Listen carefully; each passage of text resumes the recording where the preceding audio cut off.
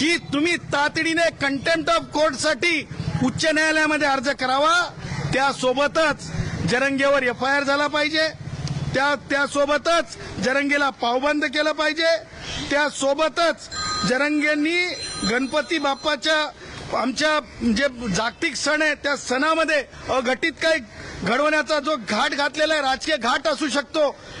कारण राजकीय घाट का म्हणतो, जे राष्ट्रवादी काँग्रेसचे वयोवृद्ध पुढारी शरद पवार जेटच्या स्पीडनं जालन्यात जातात, ते मात्र आता म्हणतात की त्यांचा पक्ष म्हणतो की आमचा सपोर्ट नाही, उद्धव म्हणतो आमचा सपोर्ट नाही। हे आतड्यातल्या कातड्यातलं राजकारण आहे, आतड्यातलं पोटातल्या कातड्याचं राजकारण आहे। आणि ह्या सगळ्या गोष्टी ज्या आहेत ठरवून केल्या चालल्यात, त्यासाठी जरंगेवर एफआयआर झाला पाहिजे, कोणत्या कलमांखाली एफआयआर झाला पाहिजे ती आम्ही मागणी केलेली आहे।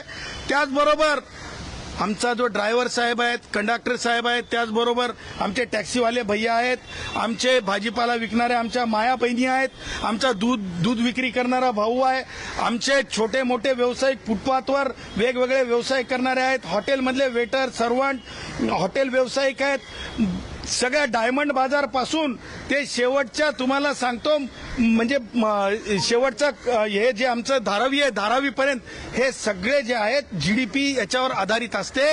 आणि जेव्हा अशी जीडीपी आधारित असते हे नुकसान न पेलणार आहे। अगोदरच मोठं नुकसान झालेलं आहे, कोविडमध्ये कितीतरी लोकांचे व्यवसाय बर्बाद झालेले आहेत, तेव्हा या बर्बादीची शृंखला या जरंगेच्या निमित्तानं पुढे सुद्धा आर्थिक कणा मुंबईचा बॉम्बेचा तुटू नये यासाठी आम्ही जरंग्यावर तातडीने कारवाई करण्यासाठी आम्ही मागणी केलेली आहे, एफआयआर रजिस्टर करण्यासाठी मागणी केलेली आहे। पोलीस अधिकारी कायदेशीर बाबी तपासतील।